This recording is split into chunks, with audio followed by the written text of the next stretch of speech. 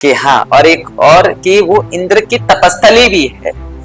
ये विचित्र बात है, ये बहुत कम लोगों को पता है कि जब इंद्र ने जो है ब्रह्म हत्या जैसे और ना जाने कितने तपस्या, जब असुरों ने स्वर्ग पर आक्रमण कर दिया, तो जब कहीं पर भी सहारा नहीं मिला, तो शक्ति की आराधना करने के लिए जो इंद्र के द्वारा शक्ति की उपासना और शक्ति की आराधना जो की गई, शक्ति की जो तप किया गया, वो उसी पर्वत पे किया गया है। तो वो सुरकुट पर्वत जो है इंद्र की तपस्थली भी मानी जाती है। गढ़वाल में से पशवा, ओतारी, उपासक, ये चीजें कहे जाती है, क्योंकि जीवन जीना मुश्किल हो जाता है। जीवन जीना मुश्किल इसलिए नहीं कि उनकी उपस्थिति में, क्यों? क्योंकि आज के जनरेशन के हिसाब से कहीं बाहर जाना पड़े, नौकरी करना पड़े, कोई काम करना पड़े, तो खाएंगे क्या, रहना क्या, खाना क्या, क्योंकि हम जल्दी से कहीं खा नहीं सकते, जल को ग्रहण नहीं कर सकते, बहुत सारी चीजें हैं जिस चीज का परहेज करना पड़ता है, नियम करने पड़ते हैं। तो देवता के साथ का था, अगर क्या कहते हैं थोड़ा सा भी लष्ट विष्ट हो जाए तो उसके बाद पशुओं को दिक्कत है, उसमें किसी और को दिक्कत नहीं, पशुओं को दिक्कत है।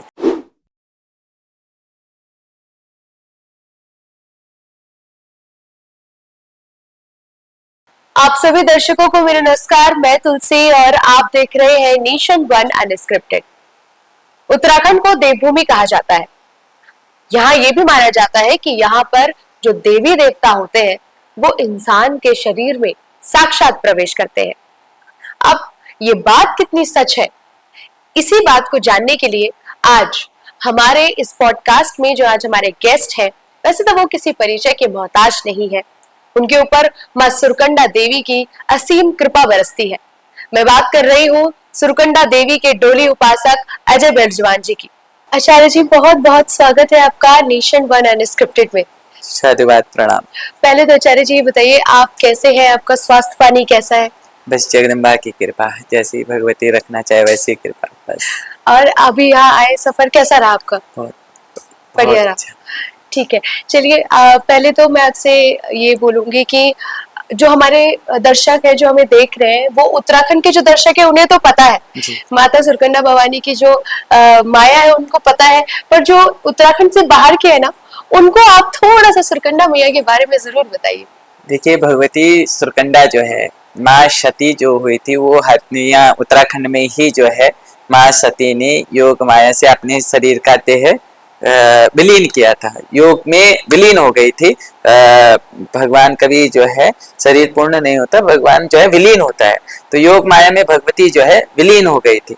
जब योग माया में योग शक्ति से जो है भगवती क्या कहते हैं अग्नि में विलीन हो गई, समा गई, तो उसके उपरांत जो है भगवती के जहां जहां अंश गिरे, आपने वो कथा सुनी होगी कि भगवान शंकर जी अपने हाथों में लेकर मां सती को जा रहे हैं और उनके जो है 51 खंड गिरे। उन 51 खंडों में से क्या कहते हैं एक खंड जो है सिरकुट पर्वत नामक स्थान है, जहाँ भगवती के सती जी का सर का अंश गिरा हुआ है। तो वही सुरकुट पर्वत में माँ सुरकंडा भगवती का निवासी स्थान है वहाँ का। और फिर जैसे आपने बताया कि वो जो 51 सिद्धपीठ हुए थे, पर उसमें सुरकंडा मैया का नाम तो है, मतलब दर्ज ही नहीं है ही नहीं। देखिए, उसमें हिंगलाज भगवती का आता है, हिंगलाज भगवती का आता है, जो सती के सर का मुख्य भाग है वो हिंगलाज भगवती का आता है। लेकिन क्या है कि अब जब वहां पर भी भगवती के सर का ही अंश गिरा हुआ है, वहां पर भी अंश गिरा हुआ है, जो 51 नहीं तो 108 पीठ में से आप कहिए कि 108 शक्ति के जो पीठ हैं, वो 108 शक्ति पीठों में एक पीठ सुरकंडा भगवती की वहाँ पीठ है।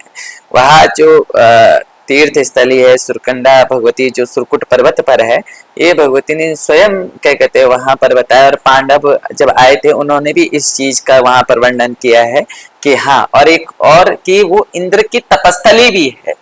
ये विचित्र बात है, ये बहुत कम लोगों को पता है कि जब इंद्र ने जो है ब्रह्म हत्या जैसे और ना जाने कितने तपस्या, जब असुरों ने स्वर्ग पर आक्रमण कर दिया, तो जब कहीं पर भी सहारा नहीं मिला, तो शक्ति की आराधना करने के लिए जो इंद्र के द्वारा शक्ति की उपासना और शक्ति की आराधना जो की गई, शक्ति की जो तप किया गया, वो उसी पर्वत पे किया गया है।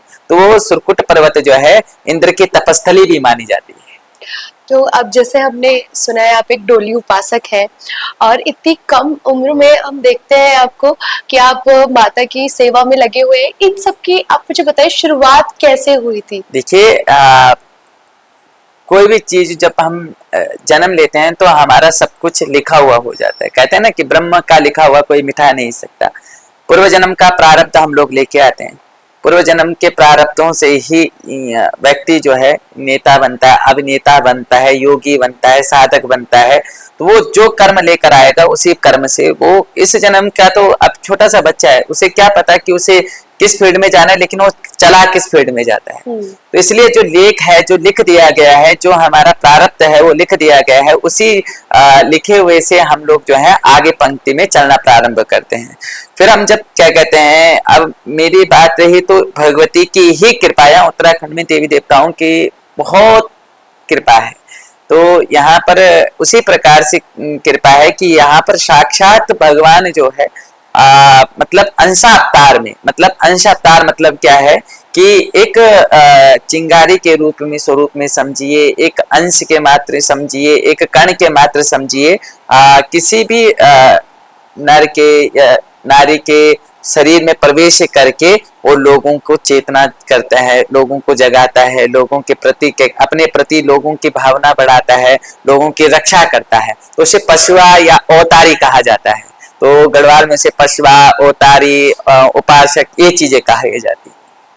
इस सब की शुरुआत कैसे हुई थी? कितने छोटे थे आप उस समय जब आपने ये सब अपने अंदर से चेंजेस महसूस किए? वो मतलब कैसी एक फीलिंग थी आपके अंदर? देखिए, भगवती की कृपा तो वैसे बाल्यावस्था में ही प्रारंभ हो गई थी। जो बाल्यावस्था से था, मतलब ये हमारी वैसे पीढ़ी दर पीढ़ी है। अच्छा। तो मेरे बुढ़ नान जी थे, तो मेरे नाना जी के पिताजी, तो उनके पिताजी के बाद नाना जी पे हुआ, नाना जी के बाद क्या कहते हैं माता जी पे। तो माता जी, अब होता है स्त्री के लिए क्या कहते हैं भेद तो होता ही है।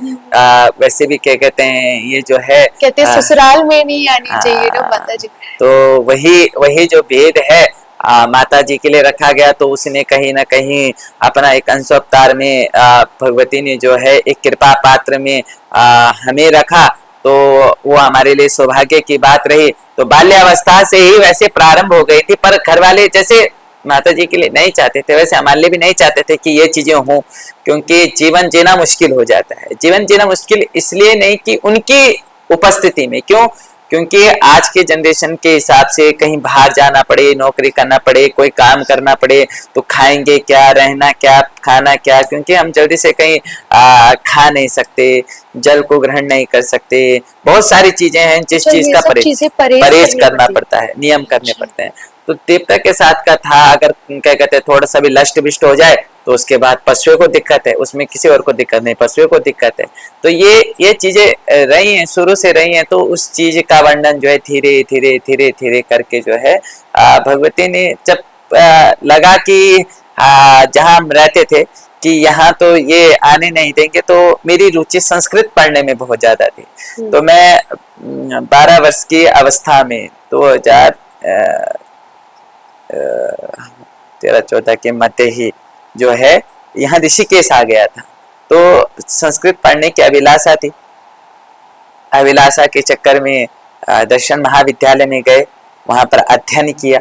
तो अध्ययन के साथ साथ में ही 6 माह वर्ष के बाद, 7 माह वर्ष के बाद जो है किसी व्यक्ति को कोई ऊपरी छाया लग गया था, मतलब भूत लग गया था। तो वो जो क्या कहते हैं देवी का वहां पर वात्सल्य भाव हुआ, कृपा हुई और उस व्यक्ति से वो चीज हटाए, तो सबको पता लगा कि इस पे कुछ तो आता है। फिर उसके बाद जो है धीरे धीरे धीरे करके आज भगवती ने इस स्थान पर बिठा दिया।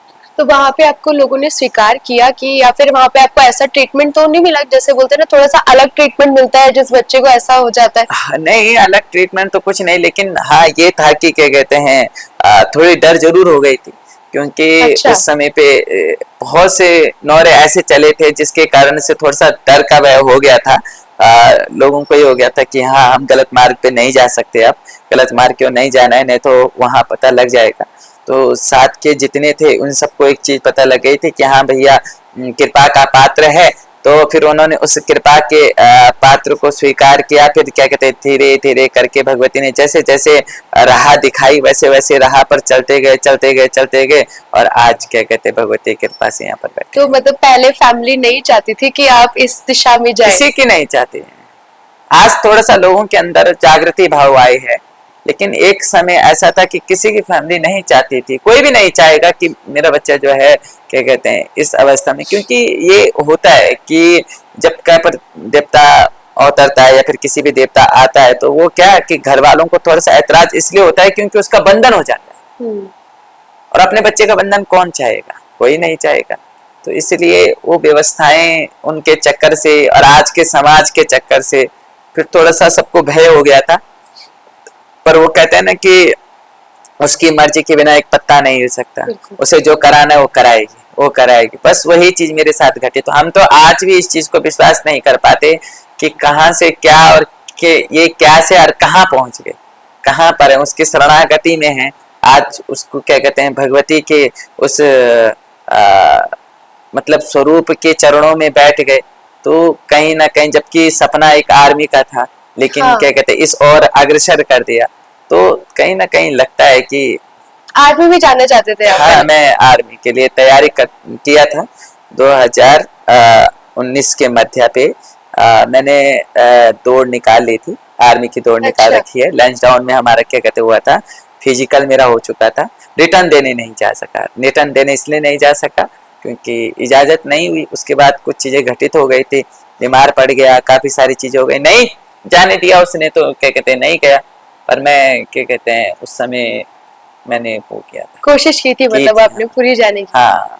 अच्छा आचार्य जी, अब हमें थोड़ा सा ना ये जो सुरकंडा देवी की डोली है ना, इसके बारे में आप हमें थोड़ा सा बताइए। ये जागृति स्वरूप है, भगवती का वह स्वरूप है। देखो, भगवती की दो प्रतिष्ठा होती है, एक अचल प्रतिष्ठा होती है जिसमें भगवती विद्यमान जो है पिंडी स्वरूप में विद्यमान हो जाती है, एक चल स्वरूप में है।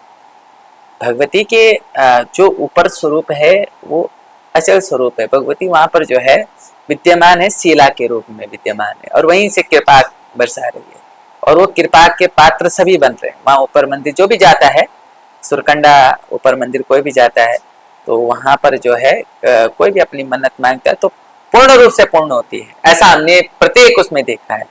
इस चीज पे हम विश्वास जता सकते हैं कि हाँ भैया, हमने होते हुए देखा है। और जो डोली है भगवती की, जो ऋषिकेश में है, तो वो जो है क्या कहते हैं वो चल स्वरूप है भगवती का, वो चल रूप है। और वो चल रूप जो है भगवती का, वो उसी प्रकार से कृपा करते हैं जिस प्रकार से शिला कृपा करती है। तो भगवती की एक दोनों जगह हाथ जोड़े जाते हैं, दोनों जगह मन्नतें मांगी जाती हैं। पर यहाँ पर थोड़ा सा डिफरेंस ये है कि यहाँ पर जो है एक बाकी परंपरा जो होती है, उस परंपरा के अनुसार भगवती शरीर में अवतरण होके क्या कहते हैं उसका जो अंशावतार होता है, उस कृपा के माध्यम से, डोली के माध्यम से जो है व्यक्ति विशेष के विषय में जो वो लेकर आ रखा है, जिस विषय को लेके आ रखा है, जिस चीज से वो पीड़ित है, उस चीज के विषय ज्ञात कराकर और उसका निर्धारण कहिए, समाधान कहिए, उसको तुरंत मिल जाता है। जैसा हमने देखा है, वीडियोस में देखा है कि डोली मतलब खुद ब खुद वो हिलती है, उसको हिलाया नहीं जाता। नहीं जाता। और मैंने देखा है उनके कानों से खून भी निकल जाता है कई बार, वो इतनी जोर से हिलती है। बिल्कुल, ये सत्यता है, क्योंकि उसमें जो वाइब्रेशन है, जो कंपन है, उसमें वेदों का उच्चारण है, उसमें हमारी ढोल संस्कृति का उच्चारण है, उसमें हमारे मंत्रों का उच्चारण है, बहुत सी चीजें हैं जिनके उच्चारण से भगवती जो है वहां जागृत रूप में प्रकट होती है। फिर वो वाइब्रेशन जो क्या कहते हैं उस डोली में होती है, उसी वाइब्रेशन के द्वारा तो सबका निधारण होता है। और मैंने आपकी भी वीडियोस देखी है कई सारी, तो उसमें क्या आपको उस समय कुछ पता होता है कि मेरे साथ क्या हो रहा है, या फिर बिल्कुल मतलब ब्लैंक होता है जब आप? शून्य अवस्था है वो, अवस्था शून्य अवस्था है। नहीं, उस समय शून्य अवस्था है। उस समय हमारे साथ क्या हो रहा है, कराने वाला कौन है, क्या कर रहा है, ये किसी प्रकार से ज्ञात नहीं होता है। वो शून्य अवस्था है। उस अवस्था से हम मतलब ऐसे हैं कि दूर है, उस अवस्था को हम नहीं समझ सकते। वो अवस्था वैसी, मतलब कुछ पता नहीं होता आपको कि क्या हो रहा है। और जब वो चीज जाती है, जैसे माता छोड़ती है अपना, तो उसके बाद आपको पता होता है कि मैंने क्या बोला, या फिर मुझे कुछ नहीं पता होता? नहीं, उसमें कोई दिक्कत, कोई वो चीज नहीं चलती। बल्कि उसके बाद ये जो लगता है कि शरीर से ना जाने कितनी ऊर्जा व्यय हो गई, अच्छा, थकावट महसूस होती है? थकावट क्या मतलब, एक शरीर एक होता है कि हम कहीं पर भी कोई काम कर रहे हैं या फिर कोई खेल प्रतियोगिता कर रहे हैं, कोई खेल खेल रहे हैं, तो उसकी थकान अलग होती है। वो एक वो ऊर्जा ही अलग है, वो असहनीय है। जब एक समय के लिए शरीर छूटता है तो शरीर एकदम ऐसा हो जाता है कि हाँ वो असहनीय है, लेकिन कृपा भी उसी की। फिर से उतनी वापस शक्ति हाँ आती वो है। अपने आप प्राप्त हो जाती है, फिर वो कुछ समय बाद अपने आप इंसान ठीक हो जाता है। अच्छा, डोली के बारे में जो हम चर्चा कर रहे हैं आचार्य जी, इसके बारे में काफी कंट्रोवर्सीज भी है कि जो सुरकंडा देवी की मंदिर समिति है वो इस चीज को बिल्कुल नकार देती है कि नहीं, ऐसी कोई वही नहीं है। कंट्रोवर्सी कहाँ नहीं है, राम जी पे कंट्रोवर्सी है, कृष्ण जी पे कंट्रोवर्सी कितनी है। सही है ये कंट्रोवर्सी? देखो भगवान ने एक चीज कही थी कि अगर मेरी क्या कहते हैं जो छाती वो धर्म है तो पीठ मेरी अधर्म है। जहां दोनों नीति, अगर छाती मेरी सच्चाई है तो क्या कहते हैं पीठ मेरी बुराई है।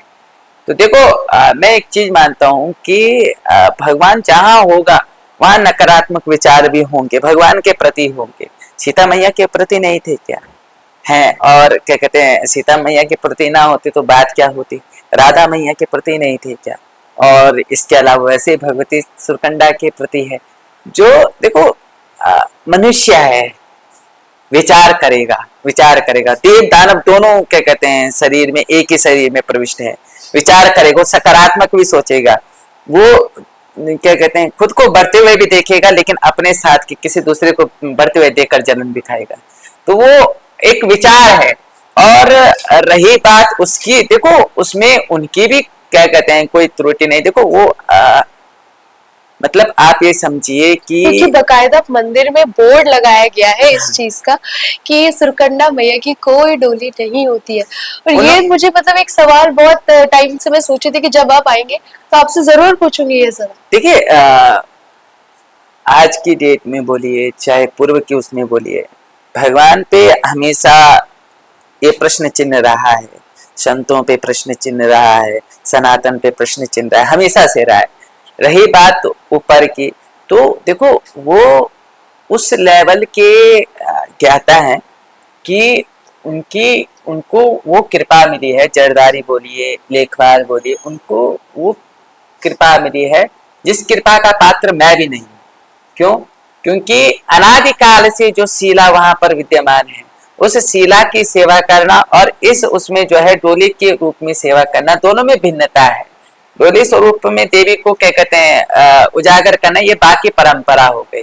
ये परंपरा जो है क्या कहते हैं ये अलग परंपरा है। लेकिन वहां पर चरणों में बैठकर शिला की सेवा करना वो विशेष बात है।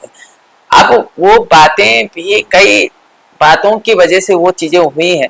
बाहरी प्रपंचों के चक्कर से कई लोगों ने कई सारी चीजें वो करी, तो उस चक्कर से थोड़ा क्या कहते हैं उस चीज से वो हो जाता है। नहीं तो रही बात इस चीज की, मन भेद किसी का नहीं है। और मतलब मतभेद हो जाए, मन भेद नहीं होना चाहिए। और कॉपीराइट किसी चीज पे, भगवान पे कैसे कॉपीराइट हो सकती है? तो ऐसा कुछ नहीं है कि कंट्रोवर्शियल है। बस थोड़ा सा क्या कहते हैं भाव है कि मैं छोटा हूँ, वो बड़े हैं। अब बड़े के क्या कहते हैं, अब हमारे उसमें आता है ना कि जब बड़े बुजुर्ग होते हैं तो उनके विचार अलग होते हैं, हमारे विचार अलग होते हैं, हमारी भक्ति करने का तरीका अलग है। अगर क्या कहते हैं एक वेद पढ़ा ब्राह्मण है, वो कहीं पर वेद का उच्चारण कर रहा है तो उसके अनुसार विधि पूर्वक जो है पूजन है।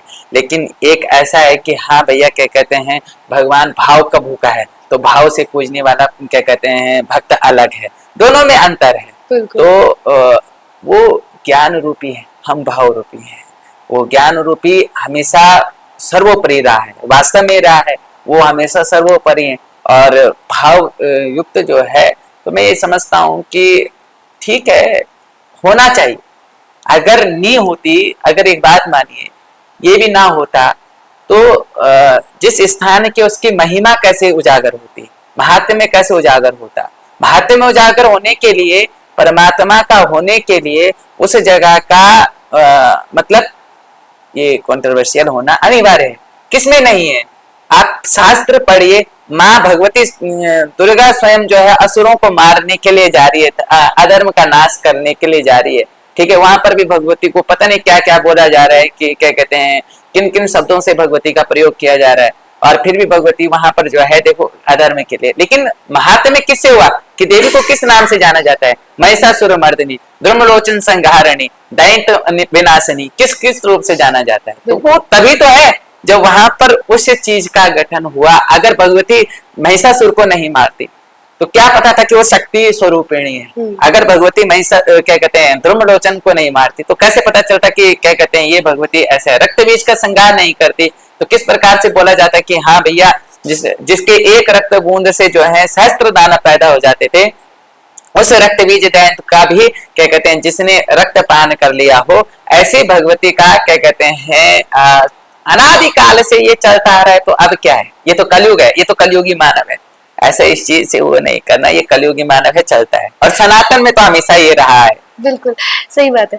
आपका कभी, मैं आपसे ये भी पूछना चाहूंगी, कभी आपका ऐसे भूत प्रेत से या कभी ऐसे कोई केस आपके सामने आया हो या पाला पड़ा हो, वो हमें जरूर बताइए। देखिए बहुत से ऐसे केसेस हैं हम देखते हैं, क्योंकि हम गढ़वाली हैं। गढ़वाली क्या है, आप ये नहीं कह सकते कि अब कई लोगों के मन में कि गढ़वालियों को नहीं, मतलब अभी आपने क्या कहते हैं एक ये मानिए कि कितनी सारी स्टोरियां जो है हम उस चीज में प्राप्त कर लेते हैं जो किसी के साथ घटित हो जाती हैं, लेकिन वो गढ़वाल से बाहर होती हैं। गढ़वाल में ये चीजें इसलिए क्योंकि यहाँ देवभूमि कहा जाता है। बाहर तो है ये चीजें, बाहर भी हैं, बाहर भी इन चीजों को ऐसे कोई ठुकरा नहीं सकता। कोई कहेगा कि नहीं है भूत प्रेत, तो कोई शास्त्र का वर्णन भी करेगा तो शास्त्र में भी वर्णित है कि ये सब चीजें होती हैं। यहाँ तक कि श्रीमद् भागवत में इस चीज का वर्णन है। धुंधकारी नामक जो महाप्रेत हुआ, भूत प्रेत, उन्हीं को तो कहा गया है। और क्या है? तो ये जो जिनको मोक्ष नहीं होता ये प्रेत अवस्था में जाते हैं। तो ये कई भांति भांति के हैं। और गढ़वाल में हाँ ये चीजें तो स्वाभाविक हैं। जो देवता वाले होंगे, जितने देवता वाले होंगे, एक मैं ही नहीं, जितने देवता वाले होंगे, चाहे वो किसी भी क्या कहते देव की आराधना करते होंगे, उन्होंने उस चीज को महसूस किया होगा। उस चीज को किसी ने प्रत्यक्षीकरण भी किया होगा, किसी ने उसको महसूस किया होगा, किसी ने उस चीज को किसी अन्य शरीर पे आते हुए देखा होगा। ये सारी चीजें हैं। कोई ऐसा केस जो आपको याद हो, काफी मतलब जटिल आत्मा होगी, आपने देखी होगी ऐसा कुछ केस? देखिए केस तो काफी हैं, पर एक सिर्फ एक वृतांत सुनाता हूँ कि भगवती के पास कोई आ रखे थे, माता जी थे, तो वो काफी समय से परेशान थे। परेशान क्या थे, उन पर लग ही रखा था। तो जैसे ही क्या कहते हैं वो भगवती के सामने आए, मंदिर में आए, तो उन्होंने चिल्लाना शुरू कर दिया। यहाँ तक कि अब ज्यादा दूर क्या जा रहा हूँ, कल की बात बताता हूँ आपको। ज्यादा दूर उनके तो वो तो काफी समय हो गया, आप काफी सारी चीजें से कल की बात बताता हूँ। एक बच्ची है, एक बालिका है, ठीक है, वो अपने कॉलेज को गई। कॉलेज पे जाते जाते जो है उस पे हवा लग गई। हवा लग गई तो वो जो है क्या कहते हैं थोड़ा सा दिक्कत हो गई, उसको दिक्कत हुई। तो दिक्कत होने के कारण अब उसके माताजी, पिताजी, दादाजी, पूरा परिवार उसको एक व्यक्ति को संभालने में मुश्किल हो गया। जब उसको दरबार लेके आए, दरबार से उसको जो भगवती की कृपा से जो ज्ञान है, जो भगवती ने दे रखा है, जो क्या कहते हैं विभूति को अभिमंत्रित कर रखा है, जो जो चीजें हैं उनके द्वारा जब उसका इलाज किया गया वो एकदम शांत हो गई। और दूसरी बात के लिए अगर कोई ये कहे कि भैया क्या कहते हैं कि ये चीजें जो है नहीं होती हैं, तो जोलीग्रांट के ही डॉक्टर ढालवाला में ही एक बालिका है। और अच्छा, जोलीग्रांट में है, वो क्या कहते हैं नर्सिंग का मतलब कोर्स पूरा कर लिया है, डॉक्टरिंग के लिए करें, वो नर्सिंग के लिए करें, नर्सिंग उसके लिए, ठीक है। तो वो बालिका भी परसों रविवार को आ रखे थे। तो वो बालिका जो है क्या कहते हैं उस मतलब उस पे कहीं से लग गया, उसका पुराना जो पितर के रूप में वो प्रेत अवस्था में आ गया। प्रेत अवस्था में आया, उसने परेशान करना शुरू कर दिया, तो मेंटली हालत को बिल्कुल खराब कर दिया।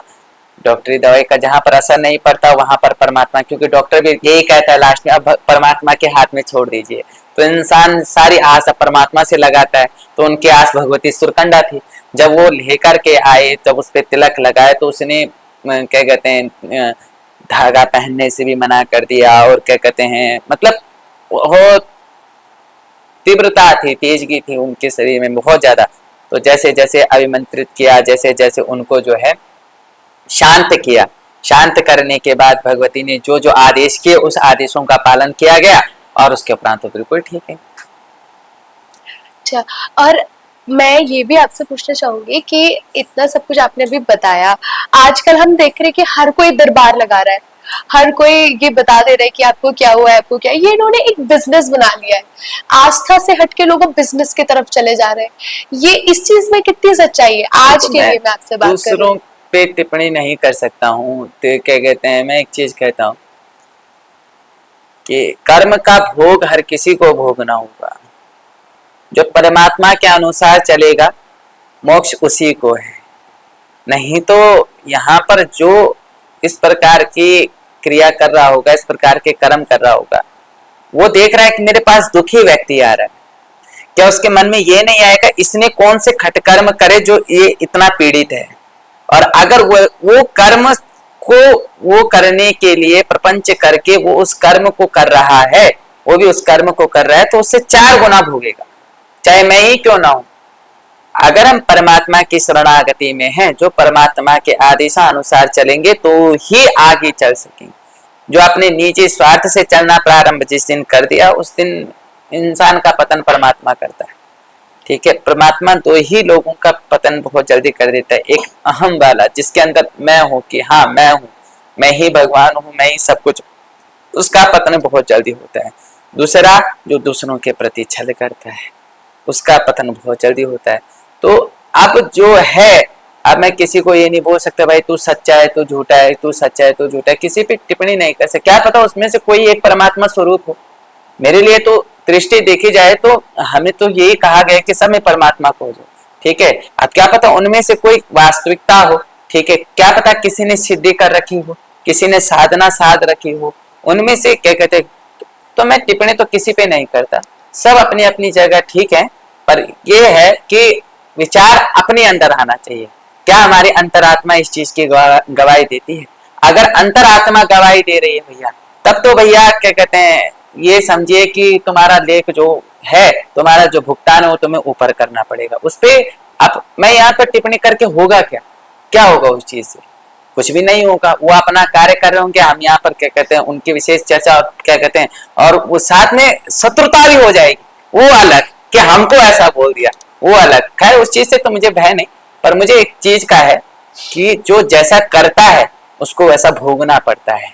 अगर कोई अच्छा करेगा तो प्रसिद्धि भी होगी, सिद्धि भी होगी, ज्ञान भी होगा, संतों का सानिध्य भी होगा, परमात्मा की कृपा भी होगी। वो तब होगी यदि कोई उस मार्ग पे चला है।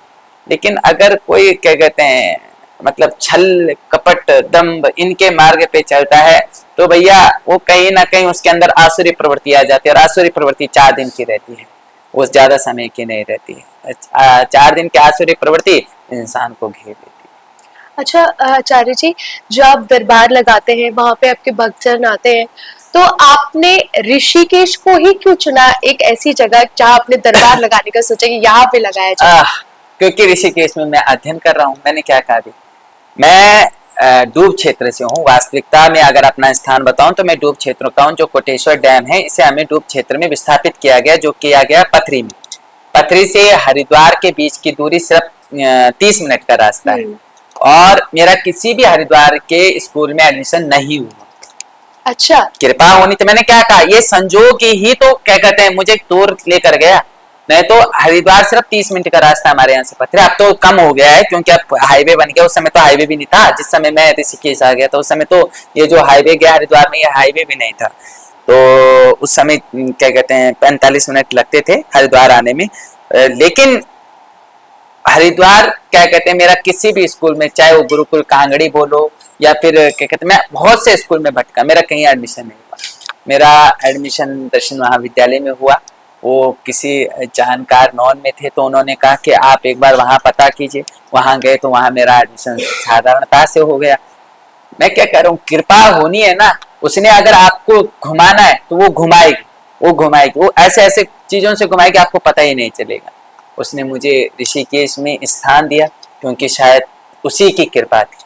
मैं तो करने वाला कोई होता नहीं, और अगर क्या कहते हैं हरिद्वार से होता तो शायद क्या कहते हैं वो जो कृपा है वो वहीं पर रुक जाती, वो वहीं पर रुक जाती। क्योंकि जिस चीज का जहाँ होना लिखा हुआ होता है, होता वही है। तो मेरा तो क्या कहते हैं यहाँ गुरु आश्रम है, फिर मेरा क्या कहते हैं मैं जिस आश्रम से रहा हूँ वो आश्रम अपनी मणिराम छावनी राम मंदिर का क्या कहते हैं उस आश्रम में संतों के सानिध्य में रहा हूँ, तो संतों की कृपा का पात्र भी हूँ।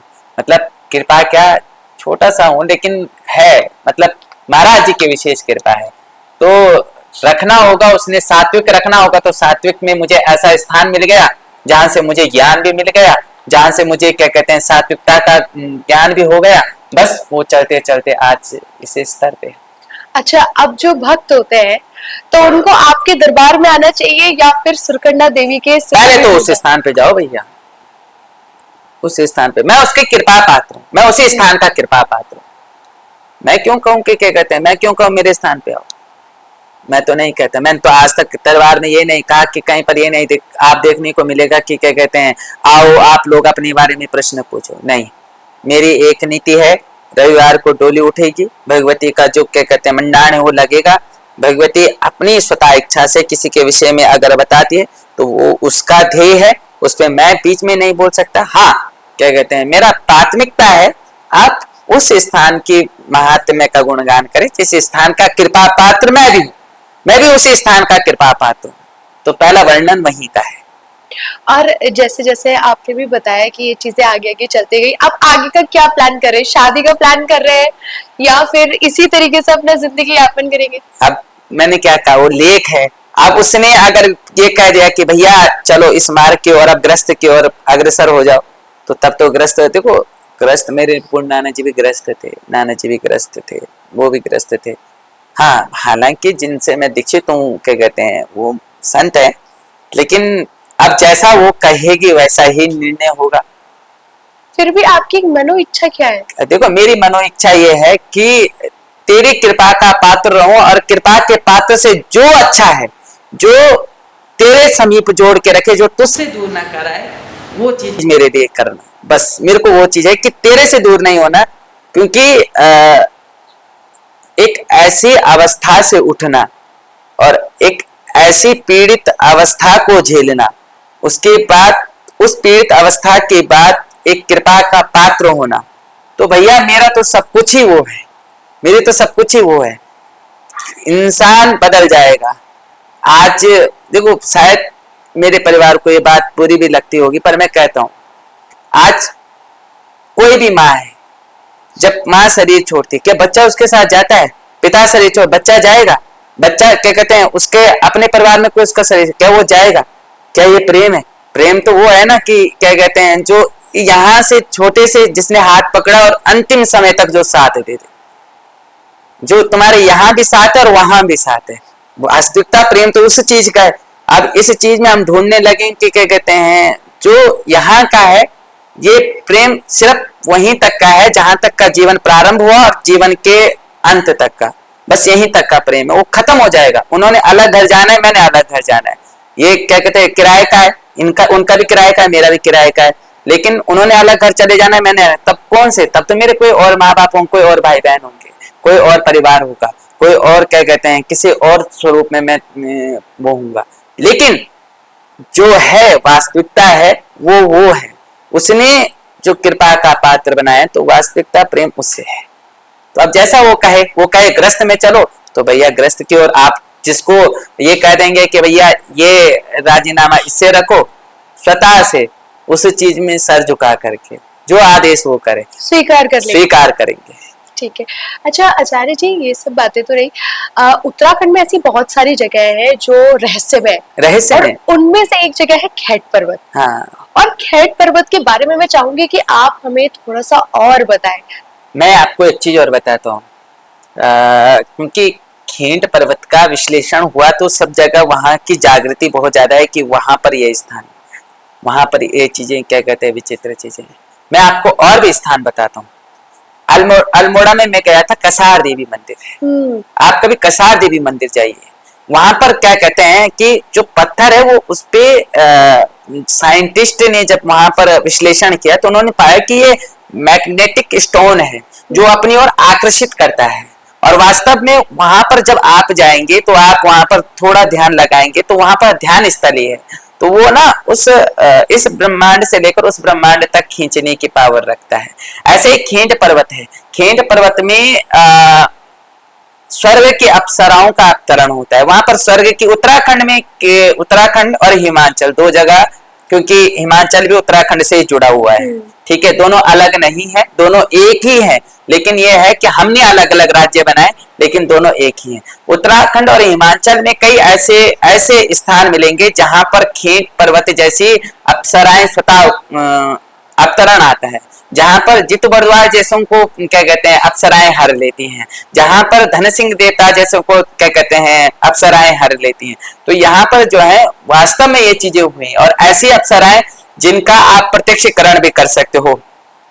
कई आप साधना किताबों में पढ़ेंगे तो उसमें साधनाओं के मार्ग में अप्सराओं की साधना भी लिखी है, यक्ष की साधना भी लिखी है, भूतों की साधना लिखी है, प्रेतों की। कौन है वो अप्सराएं?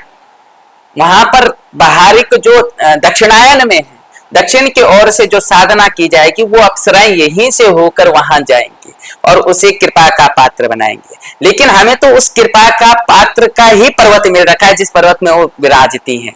तो हम लोगों को सिद्धि और साधना की आवश्यकता पड़ती है, उत्तराखंड वालों को, हिमाचल वालों को वो यहाँ पर पर्याप्त है।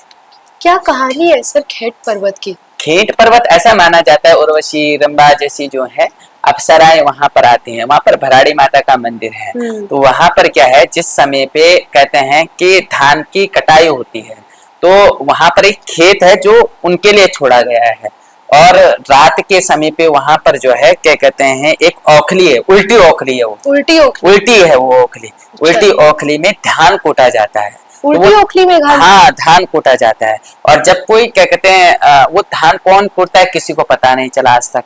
और वो धान क्या है, जब भराड़ी माता के मंदिर में कोई जाता है तो वो देखता है कि रास्ते में जब धान कटने की बात है ना, कभी जाना आप चैत के महीने, अच्छा चैत के महीने जाना आप, चैत के महीने के लिए क्या कहते हैं, तो वहां पर ना धान को आप देखोगे तो धान जो है वो रास्ते में गिरा हुआ मिलेगा, कूटा हुआ धान, चावल वगैरह कहीं पर गिरा हुआ मिलेगा, कहीं पर वो, और ऊपर तक भराड़ी माता के मंदिर में जाओ तो वहां टूटा हुआ धान मिलता है।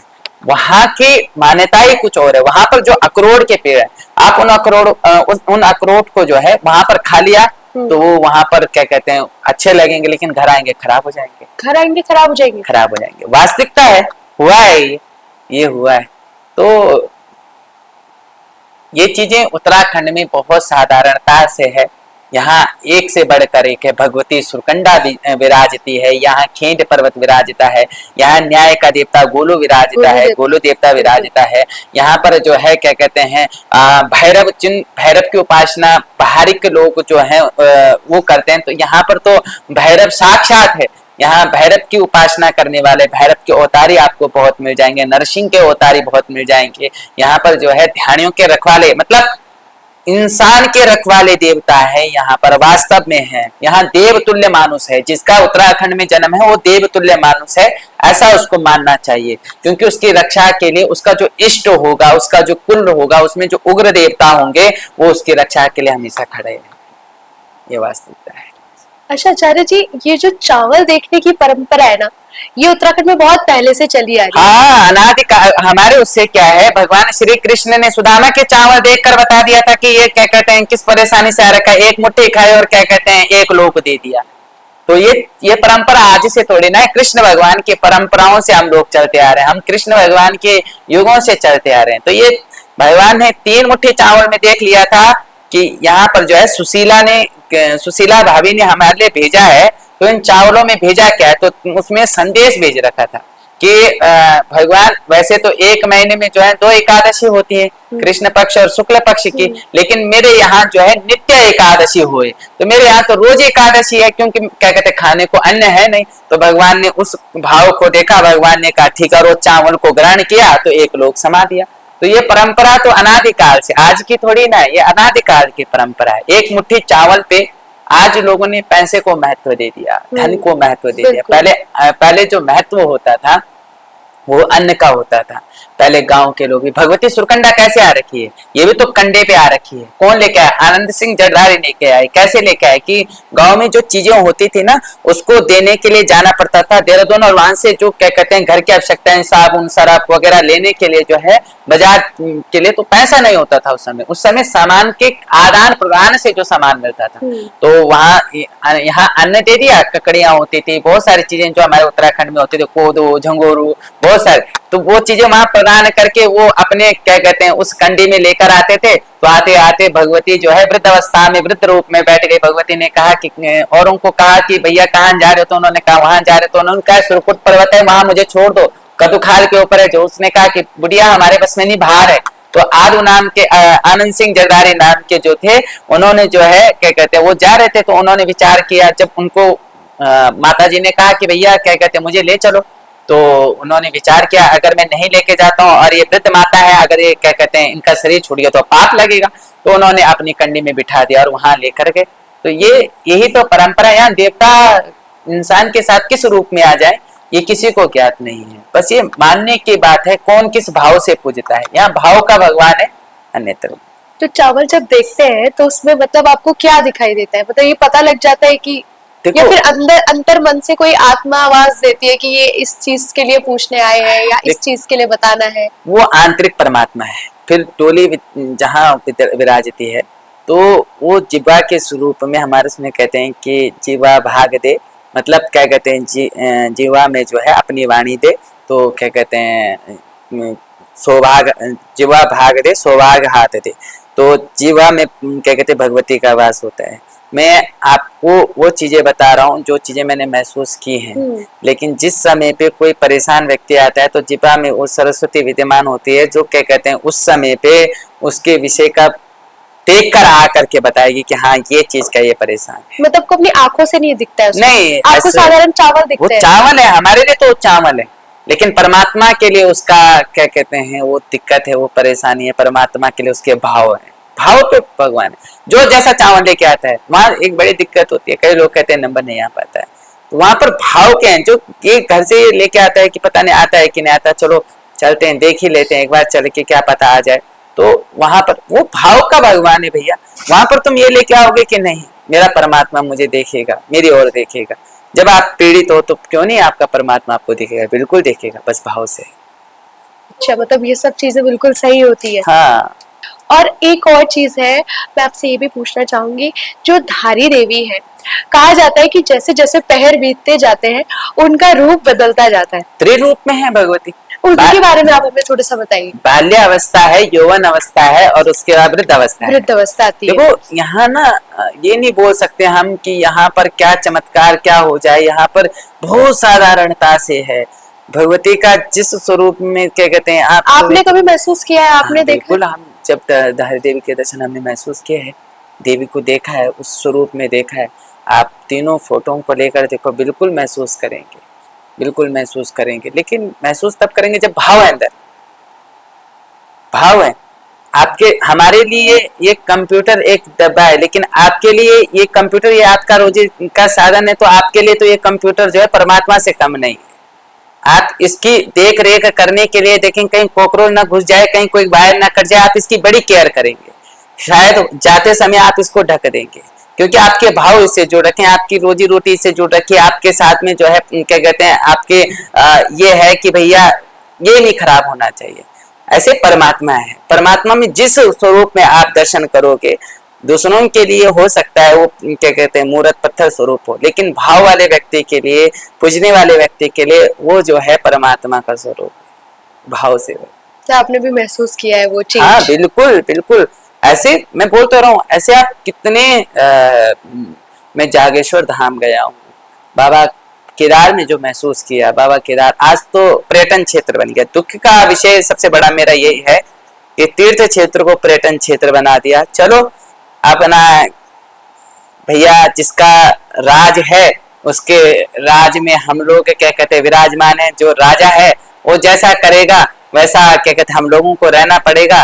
पर अब दुख लगता है इस चीज का कि देव की भूमि आज पर्यटन क्षेत्र, पहले देव भूमि थी, अब आज नंबर 1 पर्यटन क्षेत्र है, नंबर 1 पर्यटन क्षेत्र है।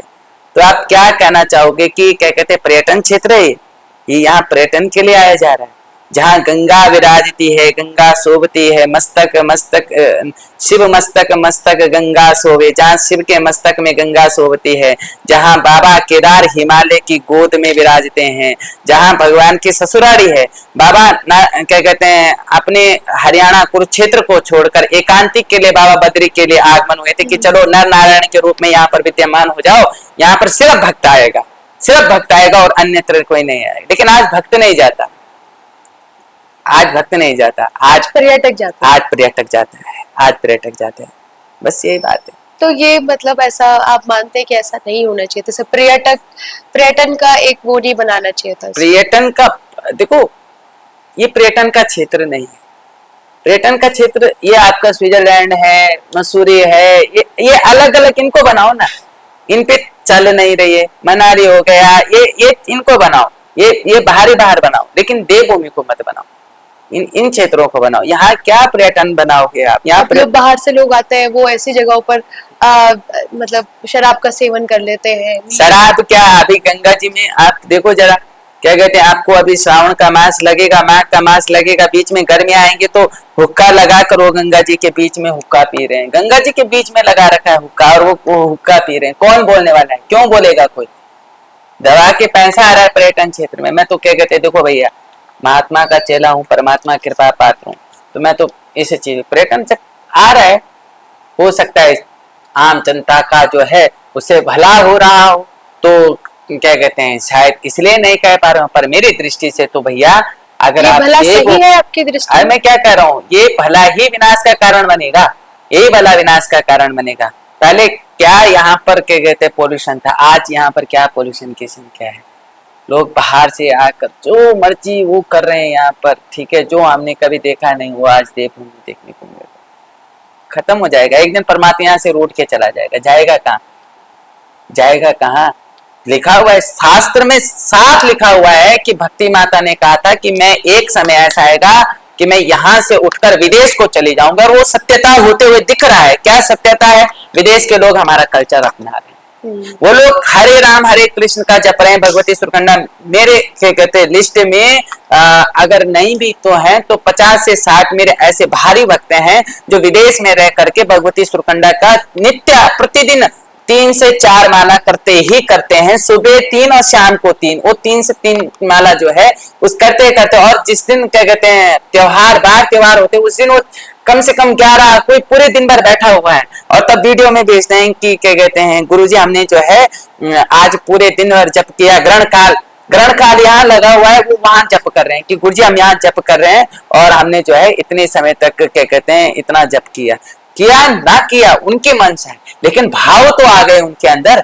तो ये शास्त्र ने कहा मैं विदेश को गमन कर जाऊंगी, क्यों करूंगी? इसीलिए तो करूंगी। जब तुम पर्यटन क्षेत्र बनाओगे भगवान के क्या कहते हैं, अब जिसका राज है भैया क्या कहते हैं उसके राज के लिए भी बड़ी दिक्कत है। तो यहाँ पर तो राम राज्य तो लगता ही नहीं कि राम राज्य है, जबकि बड़ी प्रसन्नता बीच में आ गई थी कि सनातनियों के बीच में कि राम राज्य आ गया, राम राज्य आ गया। लेकिन उत्तराखंड की दशा को देखकर लगता नहीं कि राम राज्य आ गया, क्योंकि अब केदारनाथ में रोप वे लग जाएगा जी 2 घंटे में क्या कहते हैं, लेकिन वो भाव कहाँ गया? चलो ठीक है आपने रोप वे भी क्या कहते हैं लगा दिया, ठीक है, लेकिन तब वहां हर एक व्यक्ति जाएगा, हर एक व्यक्ति, और जिस दिन हर एक व्यक्ति जाना प्रारंभ कर देगा भांति भांति हमारे उसमें नियम होता है, नियम है सूतक पातक का, मासिक धर्म का, हर चीज का नियम है। क्यों है? उस चीज का नियम क्यों बना रखा है? उस चीज का नियम है तो नियम बना रखे हैं तो वहां तो तब सब जाएंगे। नया जोड़ा जा रहा है, बाबा केदार में फोटो डाल रहा है कि आज जो है क्या कहते हैं हमने जो है मतलब कहाँ गए, बाबा केदार गए, है ना, तो वो हो गया खराब। अब अच्छा आचार्य जी, आपने जो ये दरबार लगाने का मतलब कैसे सोचा, कैसे ये भाव आया मन में कि नहीं अब मुझे जो ये शक्ति मिली है इसको मुझे इस तरीके से यूटिलाइज करना चाहिए लोगों के लिए? मैंने कुछ किया ही नहीं, मैं क्या करूं, मैंने कुछ किया ही नहीं।